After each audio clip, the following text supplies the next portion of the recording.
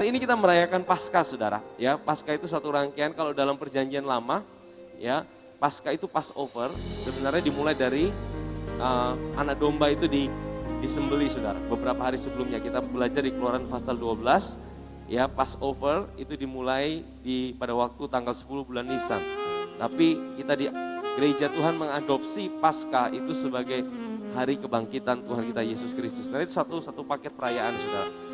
Kalau di dalam tradisi orang Israel, ya, saya pikir mungkin ini untuk membedakan apa yang dirayakan oleh orang Yahudi hari ini dengan orang Kristen kita sebagai orang percaya pada Kristus Yesus, saudara. Karena mereka orang Yahudi juga sampai hari ini merayakan namanya Paskah, roti tidak beragi dan buah sulung. 3 hari raya ini adalah 3 hari raya yang jadi satu, saudara.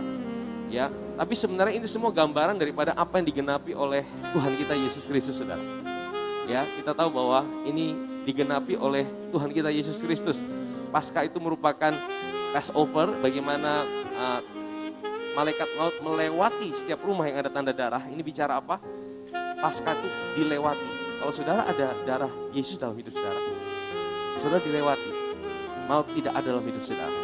Amin, saudara. Ya, roti tidak beragi itu menggambarkan Yesus sebagai yang tidak beragi, yang disimpan dalam alam maut 3 hari. Dia turun ke alam maut, saudara. Dia ambil kunci kerajaan maut. Dia ambil penguasa alam maut tetap ada, tapi kuasanya sudah diambil, saudara. Ya, dan hari yang ketiga dia bangkit, saudara. Itu merupakan buah sulung. Yang sulung yang dibangkitkan dari antara orang mati. Sebenarnya semua itu penggenapan, saudara. Maka saya mau bilang, ya, Tuhan kita itu sungguh Tuhan yang luar biasa. Dia Tuhan yang bukan Tuhan yang sembarangan, saudara. Maksudnya gini, saudara. Dia Tuhan yang punya semua planning. Dia cuma punya satu planning sebenarnya. Rancangan Tuhan itu cuma satu, saudara, sebenarnya. Rancangan Tuhan cuma satu, yaitu apa? Dia mau jadi satu dengan saudara, itu saja, saudara. Rancangan Tuhan itu cuma satu, saudara.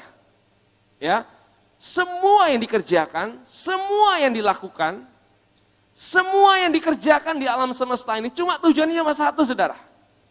Bagaimana dia mau jadi satu dengan saudara? Wow, luar biasa tidak, saudara? Kalau kita baca ya di dalam Efesus pasal yang pertama dikatakan sebelum dunia dijadikan. Sebelum dunia dijadikan, ya, dia telah menaruh saudara dalam Kristus. Amin, saudara. Jadi sebenarnya apa yang terjadi semua dalam perjanjian lama itu semua menggambarkan tentang apa yang Tuhan akan kerjakan di dalam perjanjian baru dan apa yang akan terjadi. Kita sedang ada di periode mana hari ini, saudara? Nah, saya akan ajak kita lihat pertama ya di dalam 1 Korintus pasal 15. Kita akan buka firman Tuhan dalam 1 Korintus pasal 15. Ayat yang pertama, mulai ayat yang pertama, saudara. Saudara, ini adalah satu peneguhan yang Paulus ingin tekankan kepada jemaat di Korintus mengenai kebangkitan Tuhan kita Yesus Kristus, saudara.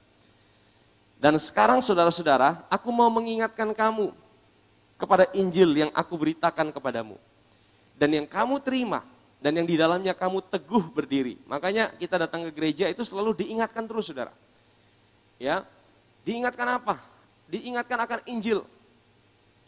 Makanya kita tidak bosan-bosannya untuk terus dengar Injil, saudara. Ya, Injil tentang apa? Injil tentang karya Kristus, saudara, tidak ada yang lain. Injil bukan tentang motivasi. Injil bukan tentang bagaimana kita hidup baik. Sekalipun semuanya itu akan tercapai di dalamnya ketika kita mengerti apa itu Injil yang sejati, saudara. Ya, dan sekarang saudara-saudara, aku mau mengingatkan kamu pada Injil yang aku beritakan dan yang kamu terima, yang di dalamnya kamu teguh berdiri. Ayat yang kedua, oleh Injil itu kamu apa? Diselamatkan, asal kamu teguh berpegang kepadanya. Seperti yang telah kuberitakan kepadamu, kecuali kamu telah menjadi sia-sia saja menjadi percaya. Ayat yang ketiga, sebab yang sangat penting, katakan sangat penting, telah kusampaikan kepadamu, yaitu apa yang telah kuterima sendiri, ialah bahwa Kristus telah mati karena apa? Karena dosa-dosa kita. Ya, jadi Yesus mati itu karena apa?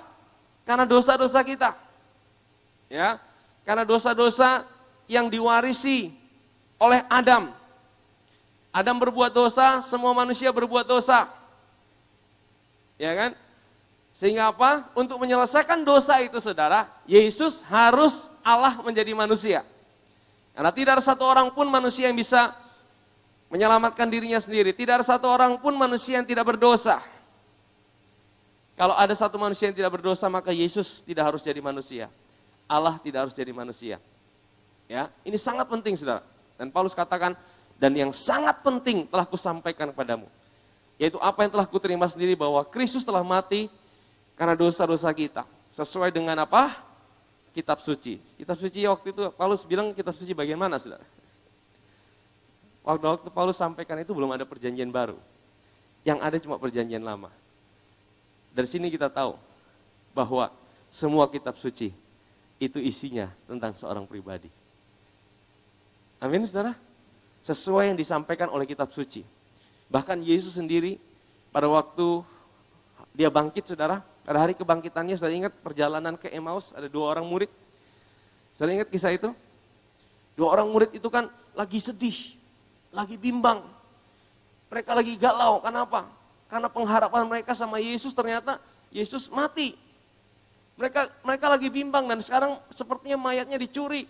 Mereka udah dikejar-kejar sama ahli-ahli Taurat, mereka dikejar-kejar oleh ahli-ahli agama, mereka dikucilkan. Udah lagi pengharapan mereka terhadap Yesus sepertinya selesai. Mereka dalam keadaan galau. Tiba-tiba Yesus datang di tengah-tengah mereka, bicara sama mereka. Dan Yesus bilang gini, tidak tahukah kamu, semua yang ada di dalam kitab suci itu adalah tertulis tentang dia. Yesus tidak kenalkan dirinya sebagai dia. Yesus mulai cerita. Ingat kisah itu, saudara? Lukas 24. Ya, Yesus cerita tentang dirinya yang ada dalam kisah-kisah Abraham, Nuh, Kain dan Habel. Dalam semua itu kisah tentang bagaimana Allah itu mencintai manusia di dalam Yesus. Karyanya udah disembunyikan dalam kisah-kisah itu dan Yesus mulai bukakan satu persatu, saudara. Amin, saudara. Ya, next terus kita kembali ke Korintus. Bahwa ia telah, ayat keberapa tadi? Bahwa ia telah dikuburkan dan bahwa ia telah dibangkitkan pada hari yang ketiga. Sekali lagi dikatakan apa? Sesuai dengan Paulus ini luar biasa, saudara. Dia memang orang pinter ini, saudara. Dia pelajari semua kitab suci. Dan dia ketemukan Kristus di dalam semua kitab suci. Kematiannya, bahkan kebangkitannya. Dalam kitab suci mana yang bicara tentang kebangkitan Kristus dalam perjanjian lama, saudara? Kisah apa coba kira-kira apa? Kisah apa? Banyak sekali, saudara. Salah satunya adalah tentang Yunus. Dia masuk di perut ikan. Ingat? Yesus juga pernah bilang, tidak ada tanda lain selain daripada tanda Nabi Yunus yang masuk di dalam perut ikan. Selama berapa hari? 3 hari. Setelah dia masuk dalam perut ikan 3 hari, dia dimuntahkan. Sebenarnya ini gambaran tentang apa? Kebangkitan Tuhan kita, Yesus Kristus. Ya, jadi Yesus itu disembunyikan dalam kisah-kisah dan Paulus kutip itu, saudara. Seperti yang dituliskan di dalam kitab suci. Jadi memang pada waktu itu, ya, Paulus itu beritakan tentang kebangkitan Tuhan. Banyak orang yang bilang, Yesus tidak dibangkitkan, Yesus itu tidak real, dia mati kok. Bahkan ada yang bilang Yesus itu lari ke tanah India. Ya, ada yang bilang dia itu tidak sungguh-sungguh mati. Yang mati itu Yudas. Ya, Yesus itu bersembunyi lari kemana kek. Ya, itu kan rumor-rumor yang ada. Betul ya, saudara? Tapi itu tidak bisa menggantikan fakta bahwa Yesus Kristus pernah lahir sebagai manusia. Dan dia pernah mati. Dan dia juga dibangkitkan pada hari yang ketiga. Amin, saudara? Ini dasar kepercayaan kita, saudara. Ini dasar apa yang kita percayai sebagai gereja Tuhan. Kalau ini goyah, saudara, sia-sia kita semua apa yang kita percayai. Ini yang Rasul Paulus katakan, saudara. Next terus. Bahwa ia telah menampakkan diri kepada Kefas. Kefas itu siapa? Petrus. Dan kemudian kepada ke-12 murid yang lainnya. Ia menampakkan diri kepada lebih dari 500 saudara sekaligus. Jadi Paulus ini ingin kasih sebuah bukti. Ini bukan cuma omong kosong. Ini dia menampakkan diri. Dan kita baca di kitab Injil. Itu memang terjadi. Betul tidak, saudara? 4 Injil menuliskan hal yang sama. Sekalipun orang yang berbeda-beda. Dan Paulus meneguhkan itu, saudara. Kebanyakan dari mereka masih hidup sampai sekarang. tetapi beberapa di antaranya telah meninggal. Selanjutnya, ia menampakkan diri kepada Yakobus, kemudian kepada semua rasul. Next. Dan yang paling akhir dari semuanya itu, ia menampakkan diri juga kepadaku. Di mana saudara? Paulus berjumpa dengan Yesus. Di jalan menuju Damsyik. Betul ya saudara? Pada waktu dia menganiaya. Pada waktu dia bawa surat kuasa daripada imam-imam. Di situ Tuhan menampakkan diri kepadanya. Saulus, Saulus, kenapa engkau menganiaya aku? Siapakah engkau Tuhan? Akulah Yesus Kristus. Di situ dia mulai sadar, Tuhan singkapkan pada dia. Matanya tertutup tapi hatinya terbuka. Ya, ini pengalaman daripada Rasul Paulus, saudara. Dan yang paling akhir dari semuanya itu, ia menampakkan diri juga kepadaku, sama seperti anak yang lahir sebelum waktunya. Karena aku adalah yang paling hina dari semua rasul. Sebab aku telah menganiaya apa? Jemaat Allah. Tapi karena kasih karunia Allah, aku adalah sebagaimana aku ada sekarang. Dan kasih karunia yang dianugerahkannya kepadaku apa? Tidak sia-sia. Sebaliknya aku telah bekerja lebih keras daripada mereka semua. Tapi bukannya aku, melainkan apa? Kasih karunia Allah yang menyertai aku. Kalau saudara mengerti tentang karya kematian dan karya kebangkitan Tuhan, dan saudara sungguh-sungguh tahu, saudara sungguh-sungguh mengalaminya, saya percaya, ya, saudara akan lakukan sesuatu yang terbaik buat Tuhan. Itu bukan karena saudara dipaksa, saudara. Bukan karena saudara dituntut. Ayo lakukan yang terbaik buat Tuhan. Ayo buat ini buat Tuhan. Ayo kerjakan ini buat Tuhan. Tapi Paulus bilang, aku sebagaimana aku ada, aku bisa lakukan itu karena kasih karunia Allah. Aku bekerja lebih keras lagi. Karena apa, saudara? Yaitu karena berita tentang kematian dan kebangkitan Tuhan itu, saudara. Ya. Nah, terus saudara. Ayat yang ke-11. Sebab itu baik aku maupun mereka, demikianlah kami mengajar. Dan demikianlah kamu menjadi percaya. Ini sebenarnya berita yang harus diberitakan oleh gereja, saudara. Jadi bila mana kami beritakan bahwa Kristus dibangkitkan dari antara orang mati, bagaimana mungkin di antara kamu yang mengatakan bahwa tidak ada kebangkitan orang mati? Jadi orang-orang mempertanyakan, apakah nanti ada kebangkitan orang mati? Apakah orang mati akan dibangkitkan? Ya, kalau tidak ada kebangkitan orang mati, maka Kristus juga tidak dibangkitkan. Tapi Anda kata Kristus tidak dibangkitkan, maka sia-sialah pemberitaan kami dan sia-sialah juga apa? Saudara, kalau Kristus tidak dibangkitkan, kita tidak usah kumpul-kumpul seperti ini, saudara. Sia-sia, saudara. Sia-sia, lebih baik kita makan, tidur, makan yang enak, ya, kerja yang sebaik mungkin, pokoknya lakukan semua yang baik saja, pokoknya pikir hidup untuk, ya, berapa puluh tahun kita ada di bumi ini saja. Sia-sia, saudara. Kita kumpul-kumpul seperti ini, buang waktu. Paulus juga bilang, andai kata Kristus tidak dibangkitkan, maka sia-sialah pemberitaan kami dan sia-sialah juga kepercayaan kamu. Ayat 15. Lebih daripada itu kami ternyata berdusta terhadap Allah. Karena tentang dia kami katakan bahwa ia telah membangkitkan Kristus. Padahal ia tidak membangkitkannya. Kalau andai kata benar bahwa orang mati tidak dibangkitkan. Ya. Nah, saya akan jelaskan nanti sebentar ini ya. Sebab jika benar orang mati tidak dibangkitkan, maka Kristus juga tidak dibangkitkan. Dengan kata lain, kalau Kristus dibangkitkan, maka akan ada kebangkitan orang mati. Ya, nah ini poin yang akan dibicarakan di Paulus oleh dalam kitab 1 Korintus. Tapi saya ingin bawa kita ayat yang ke-17 lebih dulu, saudara lihat. Dan jika Kristus tidak dibangkitkan, maka apa? Sia-sialah kepercayaan kamu dan kamu masih hidup di dalam. Kamu masih hidup di dalam. Apa maksud kata Rasul Paulus ini, saudara? Apa maksud kata Rasul Paulus kalau Kristus sudah dibangkitkan, maka sia-sialah kepercayaan kita dan kamu masih hidup dalam dosamu. Artinya apa, saudara? Saudara tahu, ya, kebangkitan Kristus itu, saudara, memberikan kita sebuah jaminan bahwa kita bukan lagi orang berdosa. Di mana ayatnya, saudara? Saya akan bawa pada tulisan Rasul Paulus di dalam kitab Roma pasal 4 ayat yang ke-25. Roma pasal 4 ayat yang ke-25. Yaitu Yesus yang telah diserahkan karena apa? Karena pelanggaran kita. Yesus naik ke atas kayu salib itu karena apa? Karena dosa-dosa kita. Ya, dia naik di atas kayu salib karena dosa-dosa kita.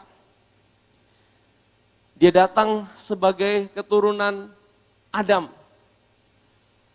Adam berdosa, maka dia harus selesaikan dosa Adam itu, saudara. Ya, dia harus selesaikan dosa Adam itu. Dengan cara apa? Dia ambil semua dosa Adam dan keturunannya di dalam dirinya. Setiap kita juga termasuk keturunan Adam secara fisik, suka atau tidak suka, mau atau tidak mau. Amin, saudara. Dan Yesus selesaikan itu. Hari Jumat kemarin kita bahas itu, saudara. Dia di atas kayu salib. Dia naik di atas kayu salib, semua dosa ditanggungkan ke dalam dirinya. Dia ambil semua itu. Dia tidak sisakan sedikit pun dosa. Dia selesaikan itu dan dia berkata apa? Sudah selesai. Dan waktu dia berkata sudah selesai, dosa itu di mana, saudara? Dosa itu ada di mana? Ada di mana? Dosa itu kan ada dalam dirinya. Kan dia ambil semua itu dosa. Betul tidak, saudara? Dan waktu dia dikuburkan, dosa itu di mana? Ikut dikuburkan, betul? Ikut dikuburkan. Kalau Kristus tidak bangkit, maka kita masih jadi manusia lama. Kalau Kristus tidak dibangkitkan, maka kita masih belum ada sebuah kepastian, saudara. Saya kasih ilustrasi begini, saudara. Ya, kalau saudara buat kesalahan, harusnya saudara dipenjara. Tapi tiba-tiba ada orang yang mau jadi kambing hitam buat saudara. Sudah, kamu tidak usah masuk penjara. Tak, kesalahannya itu saya yang tanggung. Akhirnya orang yang tanggung kesalahan saudara itu apa? Masuk di penjara. Selama orang itu masih di penjara, saudara ada ketenangan tidak? Saudara masih belum tenang. Karena apa? Hukumannya belum selesai. Saudara masih, tertuduh. Saudara masih rasa bersalah. Saudara masih tidak ada sebuah kepastian. Betul ya, saudara? Kalau selama orang itu masih ada dalam penjara, tapi begitu orang itu dikeluarkan dari penjara, orang itu bebas. Ada sebuah kelegaan dalam hati saudara. Artinya apa? Sungguh-sungguh kesalahan saudara sudah selesai. Dan saudara tidak bisa dituntut lagi untuk kesalahan yang sama. Amin, saudara. Coba kita baca Roma 4 ayat 25. Yesus telah diserahkan karena pelanggaran kita. Tapi dia dibangkitkan karena apa? Dia diserahkan, dia mati karena dosa-dosa kita. Tapi dia dibangkitkan oleh karena apa? Itu seperti bukti, kwitansi, sudah lunas dibayar. Kalau cuma bilang-bilang saja, waduh bagaimana buktinya ya? Tapi kalau sudah dikasih bukti, ini kwitansi. Tanda sudah selesai, lunas dibayar. Tandanya apa? Dengan kebangkitannya, saudara. Dia berikan apa? Sebuah kepastian bahwa hari ini saudara dan saya adalah orang-orang yang sudah dibenarkan. Amin, saudara. Kebangkitannya adalah sebuah bukti bahwa kita adalah orang-orang yang sudah dibenarkannya. Maksudnya apa, saudara? Status kita sudah berubah. Kita sudah dibenarkan dengan cara apa? Dengan cara kita bukan hanya ditutupi dosa kita, tapi kita diberikan hidupnya sendiri. Jadi hidup kita hari ini. Kalau saudara tahu, saudara dibenarkan, saudara punya right standing before God. Saudara tahu, saudara boleh berdiri di hadapan Tuhan kapan saja dan dalam situasi apa saja. Dan saudara punya sebuah kepastian bahwa hari ini Bapa melihat aku sebagai orang benarnya. Bukan karena kita benar, bukan karena kita selalu bisa buat yang benar, tapi karena kebenaran Yesus yang dimasukkan dalam kita dan kita dimasukkan di dalam Dia. Amin, saudara. Amin. Coba kita baca terus Roma 5 ayat yang pertama. Sebenarnya dalam Alkitab itu tidak ada pasal-pasal, tidak ada ayat-ayat, saudara. Semuanya sambung, tapi karena untuk memudahkan kita, waktu di kanon itu dikasih ayat, dikasih pasal, saudara. Sebab itu sebab apa? Sebab karena Kristus telah dibangkitkan, kita jadi dibenarkan. Kita yang dibenarkan karena iman, ya. Kita hidup dalam apa? Damai sejahtera dengan Allah. Oleh karena siapa? Karena Tuhan kita Yesus Kristus. Hari ini, saudara, tidak ada yang bisa ambil damai sejahteramu dengan Allah.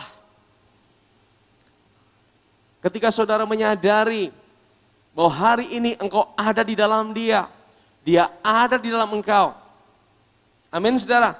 Saudara punya satu status kebenaran.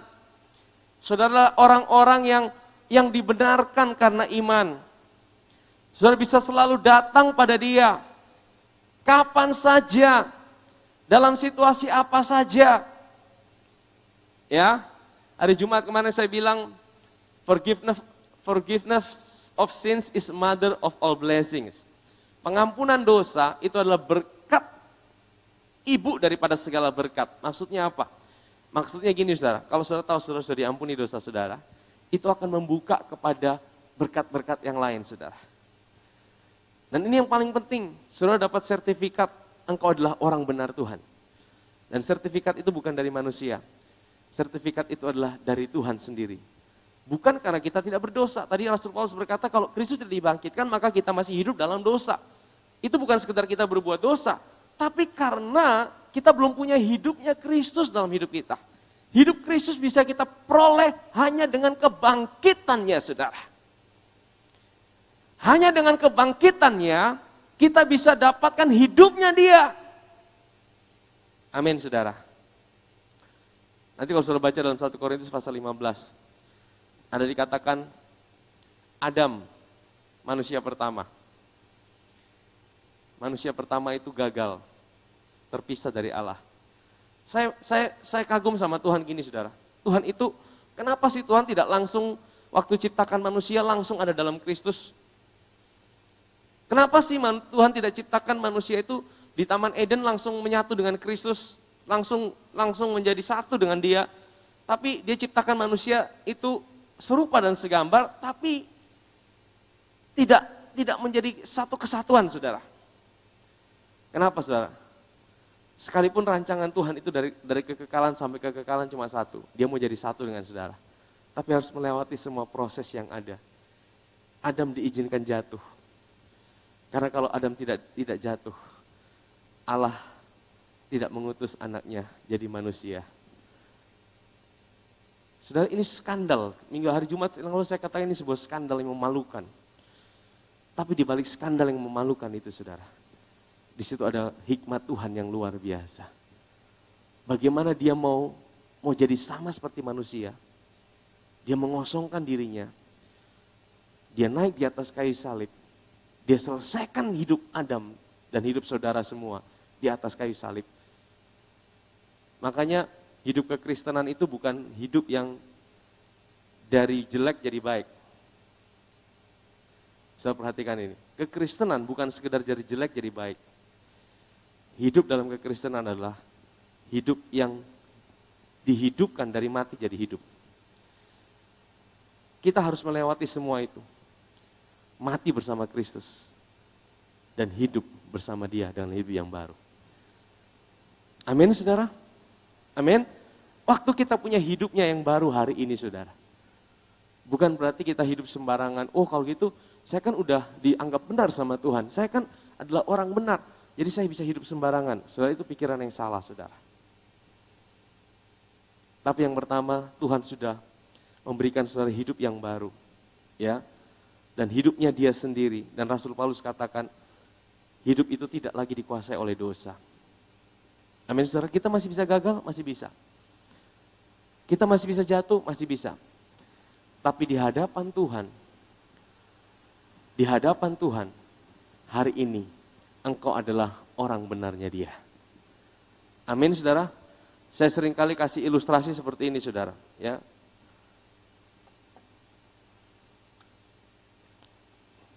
Kalau ada kertas, ya. Kalau kertas ini adalah hidup saudara dan saya. Oh ini. Nah ini, anggaplah ini hidup saudara dan saya. Ini adalah Kristus. Kalau saudara dimasukkan dalam Kristus, melalui apa? Melalui kematian dan kebangkitannya. Melalui kematian dan kebangkitannya, hidup saudara itu bukan hidup saudara lagi. Tapi hidup Kristus yang jadi hidup saudara. Saudara disembunyikan di dalam Dia. Kalau saudara disembunyikan di dalam dia. Kalau ini iPad ini, saya bawa ke Tenau sana. Berarti saudara ada di mana? Ada di Tenau juga. Kalau iPad ini saya bawa ke Baun sana. Berarti saudara ada di mana? Ada di sana juga. Ada di got, ini juga ada di got. Ada di gunung, ini ada di gunung. Artinya, dimanapun saudara berada, di situ Tuhan ada. Amin, saudara. Dan yang Bapak lihat bukan lagi hidup saudara. Saudara dimasukkan hidupnya Yesus. Dan hidup itulah yang Bapak lihat hari ini. Yang bisa buat saudara punya right standing before God. Engkau punya status. Engkau bisa berdiri di hadapan Bapa di sorga tanpa engkau harus merasa tertuduh. Aku tidak layak. Aku kayaknya masih banyak gagal. Aku kayaknya masih banyak kesalahan yang buat aku tidak berani datang sama Tuhan. Hari ini saudara, apapun situasimu, apapun keadaanmu, engkau bisa berdiri tegak di hadapan Bapa di sorga.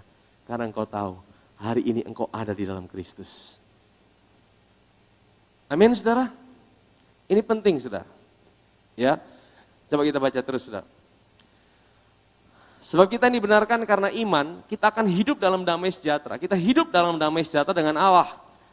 Oleh karena Tuhan kita, Yesus Kristus. Ayat yang kedua. Oleh Dia, kita juga beroleh jalan masuk oleh iman kepada kasih karunia ini. Dalam kasih karunia ini kita boleh berdiri dan bermegah dalam pengharapan akan menerima apa? Kemuliaan Allah.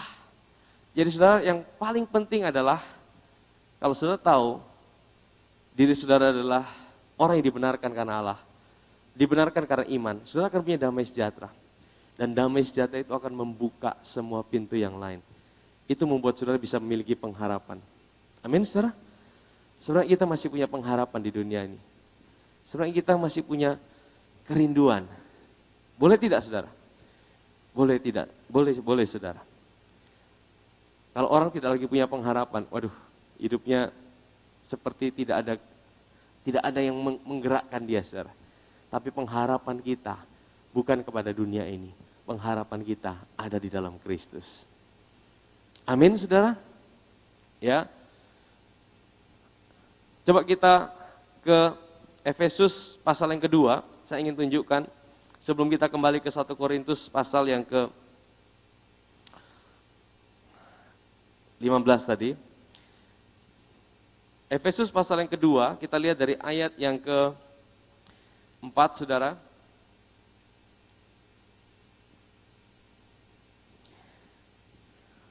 Atau kita dari Efesus pasal pertama saja. Efesus pasal pertama, ayat 16 sampai ayat 23.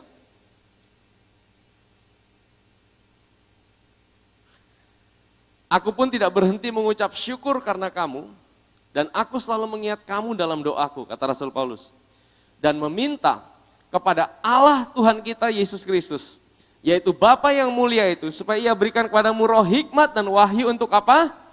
Untuk mengenal Dia dengan benar. Jadi saudara, perjalanan kita selama kita masih ada di bumi ini adalah bagaimana kita terus bertumbuh dalam pengenalan akan Dia. Ya, kita tidak pernah akan berhenti untuk bertumbuh dalam pengenalan akan Dia. Amin, saudara. Itulah sebabnya kenapa kita masih terus datang ke gereja, kita masih terus belajar. Karena pengenalan kita akan Dia tidak pernah akan ada habis-habisnya, saudara. Ya, ayat yang ke-18. Dan supaya Ia menjadikan apa? Mata hatimu terang, agar kamu mengerti pengharapan apakah yang terkandung dalam panggilannya. Betapa apa? Kayanya kemuliaan bagian yang ditentukannya bagi orang-orang kudus. Jadi saudara, untuk bisa mengerti betapa panggilan Tuhan itu, kita butuh roh hikmat dan wahyu. Dan kalau saudara semakin dibuat mengerti, semakin dibuat mengenal Dia, saudara akan semakin kagum sama Dia. Amin saudara. Next, ayat 19. Dan betapa hebat kuasanya bagi kita yang percaya sesuai dengan kekuatan kuasanya. Ayat 20. Yang dikerjakannya dalam Kristus dengan apa? membangkitkan dia dari antara orang mati dan mendudukkan dia di sebelah kanannya di sorga. Terus, jauh lebih tinggi dari segala pemerintah dan penguasa dan kekuasaan dan kerajaan dan tiap-tiap nama yang dapat disebut, bukan hanya di dunia ini saja, melainkan juga di dunia yang akan datang. Bukan hanya di dunia ini saja, melainkan juga di dunia yang akan. Maksudnya apa, saudara? Maksudnya kebangkitan Tuhan itu memberikan dia sebuah posisi yang jauh lebih tinggi dari semua yang ada. Baik di dunia yang sekarang maupun di dunia yang akan datang. Maksudnya apa dunia yang sekarang dan dunia yang akan datang, saudara? Ya, nanti kita akan lihat di Efesus pasal 2 sebentar, saudara. Tapi sebenarnya gini, saudara, Tuhan mau bilang gini, kebangkitan Kristus. Saudara tahu, dia bangkit itu bukan hanya sebagai anak Allah loh, saudara. Dia naik ke sorga, sebelum dia turun, dia tetap Allah, betul gak, saudara? Sebelum dia jadi manusia, dia tetap Allah. Dia ada di sorga. Apa yang membedakan sebelum dia turun ke bumi, dan hari ini sesudah dia bangkit, dia ada di sorga. Yang membedakan adalah hari ini dia bangkit bukan sebagai Allah, karena Allah tidak bisa mati. Yang bisa mati adalah manusia. Tapi dia bangkit sebagai manusia. Dia bangkit sebagai saudara dan saya. Amin, saudara. Dan kebangkitannya itu, saudara, memberikan dia sebuah posisi yang jauh lebih tinggi daripada segala yang ada. Saudara ada di mana? Coba kita baca terus. Dan segala sesuatu telah diletakkannya di bawah kaki Kristus, dan dia telah diberikannya kepada jemaat sebagai apa? Kepala dari segala yang, kalau Kristus kepala, saudara apa? Tubuhnya. Saudara adalah tubuhnya. Jadi segala kuasa, segala otoritas. Waktu saudara tahu saudara sudah dibangkitkan bersama dengan Kristus, itu sudah diberikan sama hidup saudara dan saya.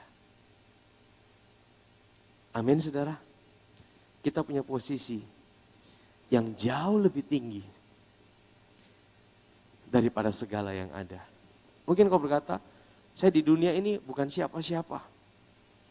Saya di dunia ini, mungkin posisi saya di dunia ini bukan siapa-siapa, tapi that's not your real identity. Itu bukanlah identitas saudara yang sejati.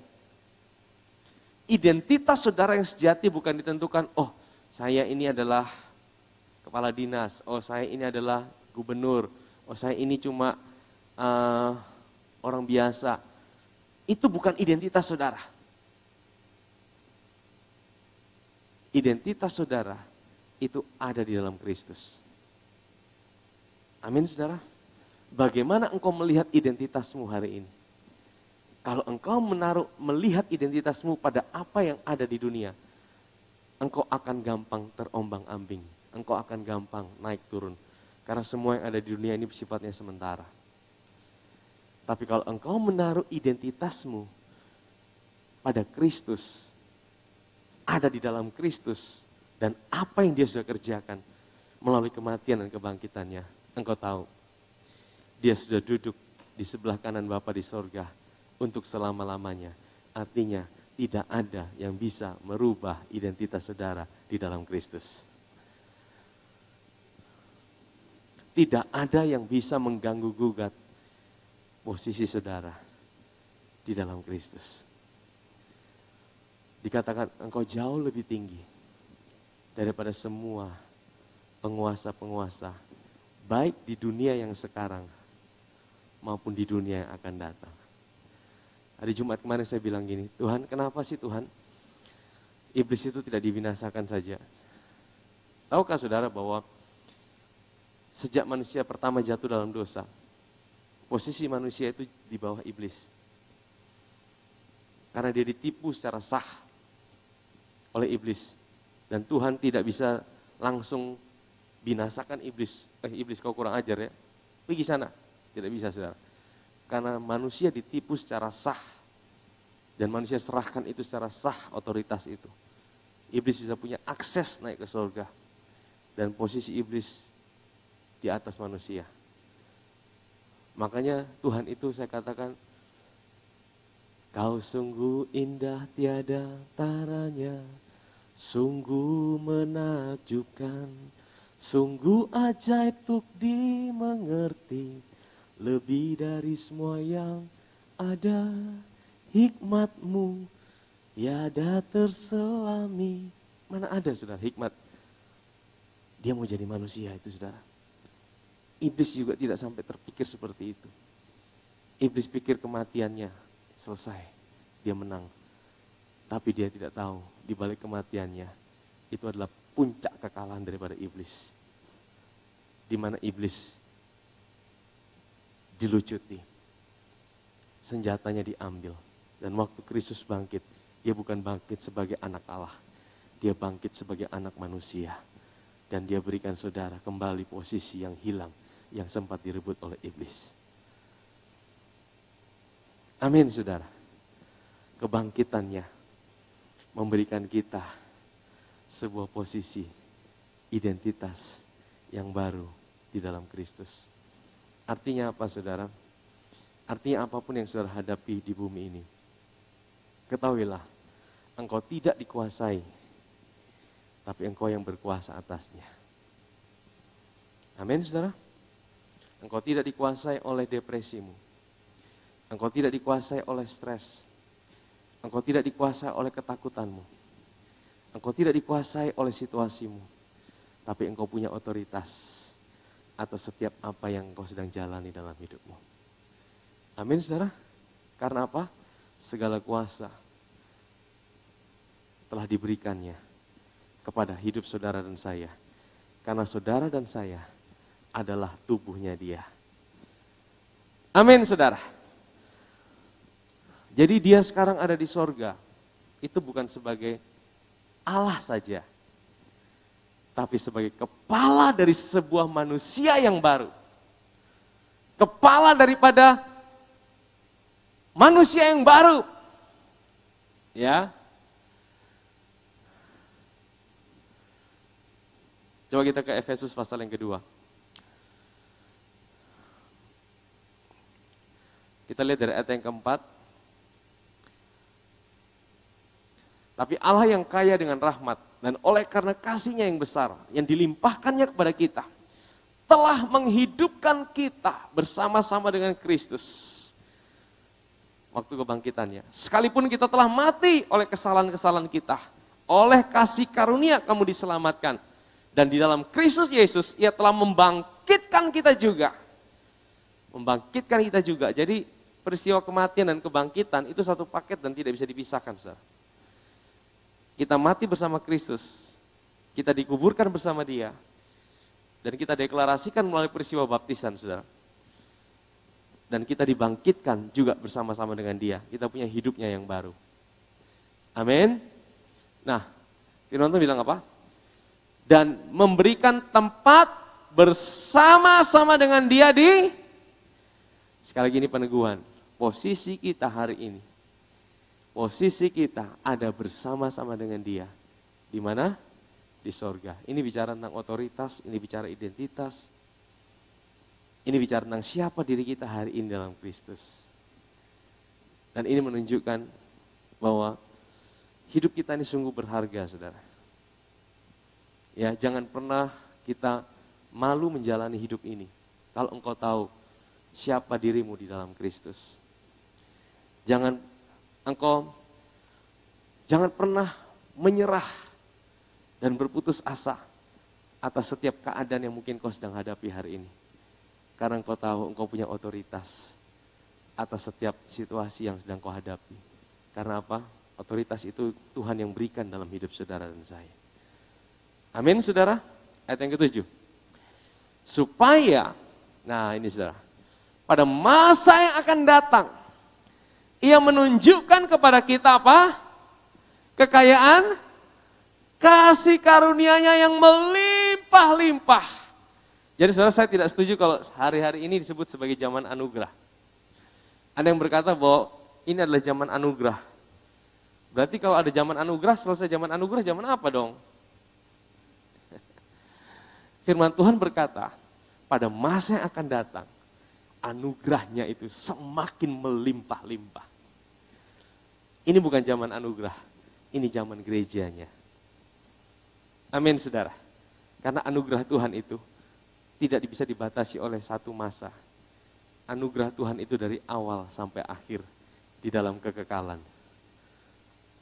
Amin, saudara. Pada masa yang akan datang, Ia akan menunjukkan kepada kita kekayaan kasih karunia-Nya yang melimpah-limpah sesuai dengan apa? Kebaikannya terhadap kita di dalam. Jadi saudara, bergairah tidak untuk apa yang akan datang dalam hidup saudara? Amin, saudara. Hari ini kita ini masih dapat panjar dari Tuhan. Sudah tahu panjar? Kita dikasih DP. Ya. DP-nya saja udah luar biasa. Kita udah dikasih hidupnya.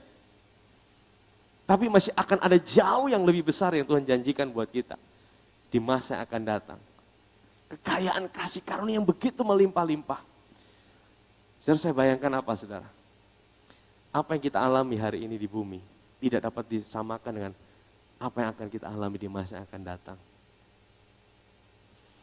Dan ini yang kita kembali ke 1 Korintus pasal 15. Saya akan selesaikan di sini. Kita baca dari ayat 16, saudara. Nanti saudara baca di rumah semua ya. Itu betul-betul luar biasa yang Paulus sampaikan ini. Sampai ayat 58 itu, saudara.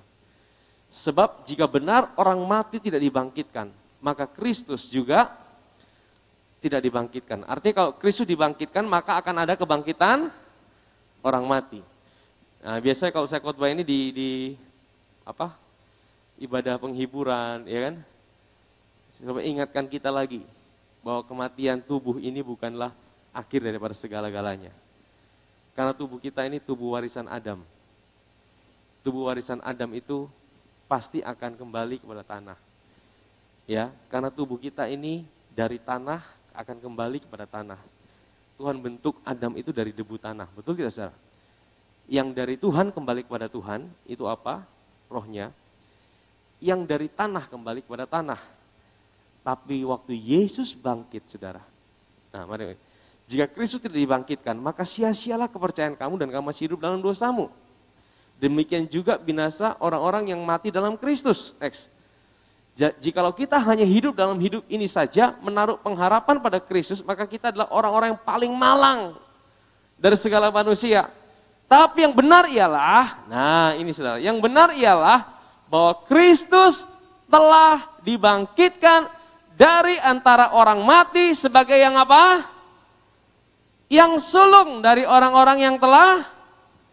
Saudara, apakah benar hanya Yesus yang bangkit dari kematian sebagai yang sulung? Kan ada Lazarus. Lazarus mati tidak, saudara? Lazarus mati. Ya. Siapa lagi yang dibangkitkan? Anak daripada janda. Anak daripada kepala rumah ibadat. Meninggal juga, saudara. Bangkit, saudara. Tapi kenapa Yesus dikatakan sebagai yang sulung? Yang pertama, karena yang lain bangkit dan mati lagi. Karena kebangkitan yang dialami oleh Lazarus itu beda dengan kebangkitan dialami oleh Yesus. Karena apa? Lazarus bangkit pakai tubuhnya yang lama. Tapi Yesus bangkit, dia tidak pakai tubuhnya yang lama. Dia pakai apa? Tubuh kemuliaan. Tubuhnya yang baru, saudara. Ya, nah coba kita baca terus. Tapi yang benar ialah Kristus telah dibangkitkan dari antara orang mati sebagai yang sulung dari antara orang-orang yang telah meninggal. Sebab sama seperti maut datang oleh karena satu orang manusia, demikian juga kebangkitan orang mati datang karena satu orang manusia. Next. Karena sama seperti semua orang mati dalam persekutuan dengan Adam, demikian pula semua orang akan dihidupkan kembali dalam persekutuan dengan Kristus. Tadi saya bilang Yesus datang sebagai Adam, tapi dia selesaikan Adam di atas kayu salib. Adam itu produk gagal, Kenapa Tuhan izinkan produk gagal? Supaya kita manusia kita tahu bahwa kita tanpa Tuhan kita pasti gagal. Kenapa Tuhan tidak langsung ciptakan manusia itu di Taman Eden sama menjadi satu dengan Kristus? Kenapa saudara? Supaya kita ini manusia tahu tidak ada yang bisa kita sombongkan dalam hidup kita kalau kita terpisah dari Tuhan. Tuhan izinkan semua itu. Tuhan izinkan orang Israel hidup dalam hukum Taurat 1500 tahun. Mereka berusaha, tapi tidak ada satu orang pun yang bisa. Gagal semuanya. Supaya apa? Untuk membungkam semua mulut. Bahwa manusia memang diciptakan untuk tergantung dengan Tuhan. Supaya apa? Supaya nanti ya kalau kita diubahkan. Nah 1 Korintus 15 ini bicara tentang apa? Kebangkitan dari kematian.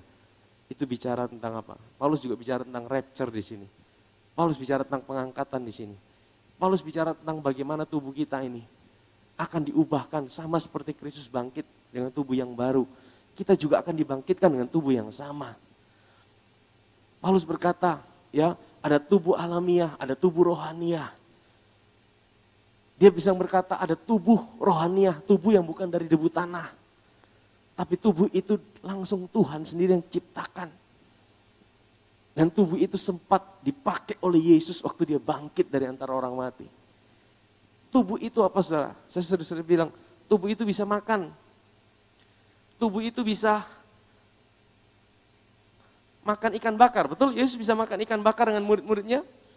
Tapi dia bisa tembus tembok. Dia bisa menghilang.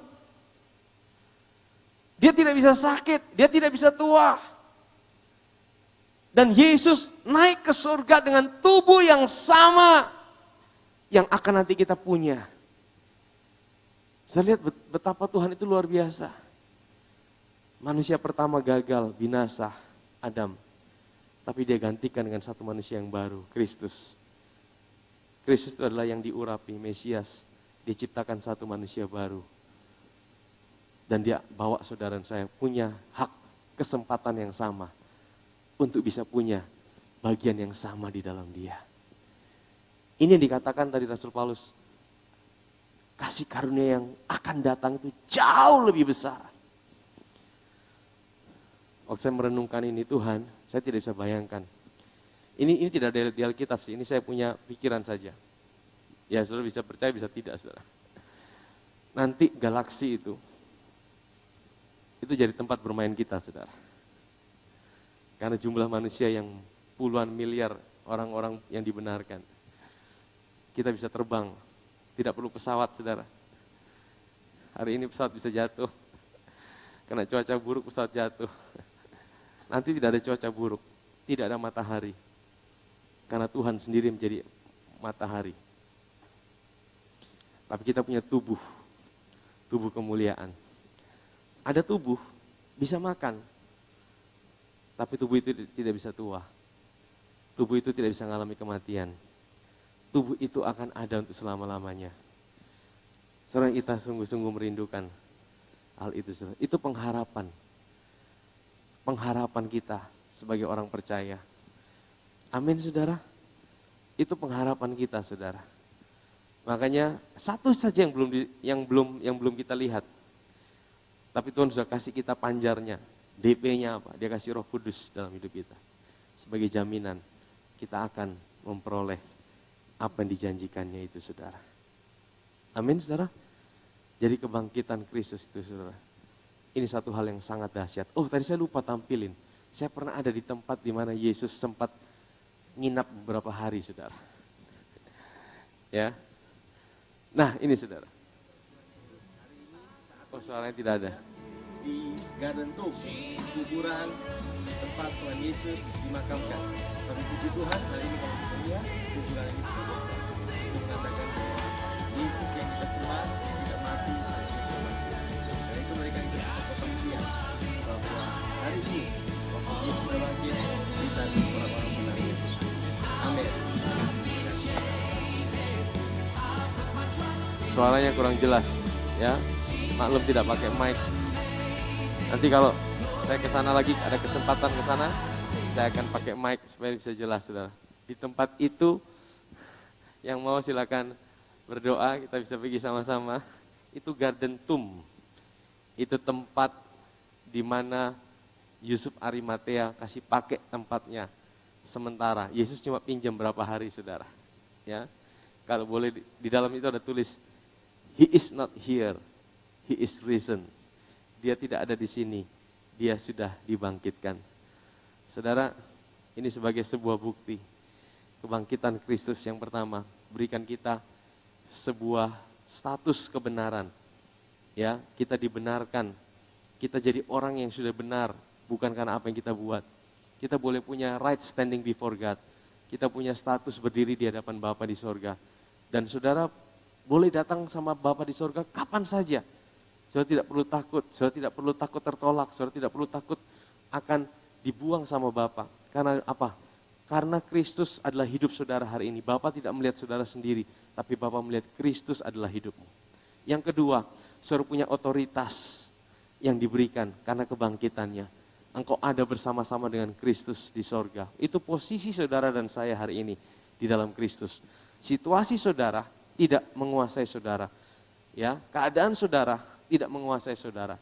Saudara tidak dikuasai oleh stres, depresi, ketakutan, tapi saudara berkuasa atasnya karena saudara punya otoritas yang diberikannya dengan kebangkitannya. Yang ketiga, saudara punya satu pengharapan. Engkau akan punya tubuh yang sama seperti yang Yesus punya. Firman Tuhan katakan apa? Dia sebagai yang sulung yang dibangkitkan dari antara orang mati. Urutannya, setelah itu apa? Setelah itu saudara dan saya yang percaya kepada Dia. Kita juga akan punya tubuh yang sama. Tubuh kemuliaan. Tubuh yang akan ada untuk selama-lamanya. Inilah pengharapan kita sebagai orang percaya. Amin, saudara.